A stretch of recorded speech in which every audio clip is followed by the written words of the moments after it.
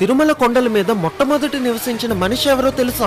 1000 ఏళ్ల క్రితమే స్వామివారికి అభిషేకం చేయడం కోసం 8 కిలోమీటర్ల పాటు నడుచుకుంటూ వెళ్లి పాప వినాశనం నుంచి నీళ్లను తెచ్చేవాడు తిరుమల నంబి. అలా ఒక రోజు నీళ్లను తెస్తున్నప్పుడు ఒక వేటగాడు వచ్చి బాగా దాహం వేస్తుంది, నీళ్లను ఇవ్వమని అడుగుతాడు. కానీ ఇవి స్వామివారి అభిషేకంకి తీసుకువెళ్తున్నాను అని ఇవ్వకుండా వెళ్ళిపోతాడు. దాంతో ఆ వేటగాడు తన వెనకే వెళ్తూ బాణంతో ఆ కుండకి కన్నం పెట్టి దాని నుంచి వచ్చిన నీళ్లని తాగుతాడు. అయితే గుడి దగ్గరికి వచ్చినప్పటికీ నీళ్లు లేవని చూసుకొని నంబి చాలా బాధపడుతూ ఉంటాడు. దాంతో ఆ వేటగాడు పక్కనే ఉన్న ఒక కొండ మీదకి తన బాణాన్ని వేసి ఒక జలపాతాన్ని తెప్పిస్తాడు. ఇంకా ఇప్పటి నుంచి స్వామివారి అభిషేకానికి కావలసిన నీళ్లని ఇక్కడి నుంచే తీసుకురా అని చెప్పి మాయమైపోతాడు. ఆ జలపాతమే ఇప్పటికీ ఉన్న ఆకాశగంగ. అయితే వేటగాడి రూపంలో వచ్చింది స్వయంగా వెంకటేశ్వర స్వామి. ఇంకా ఆ నీళ్లు తీసుకువచ్చిన తిరుమల నంబి ఆ గుడి పక్కన ఒక చిన్న ఇల్లుని కట్టుకొని మొట్టమొదటి తిరుమల నివాసి అయ్యాడు. మీకు తిరుమల దర్శనం ఎన్ని గంటలు పట్టిందో కామెంట్ చేసి అందరూ చెప్పండి. గోవిందా గోవింద.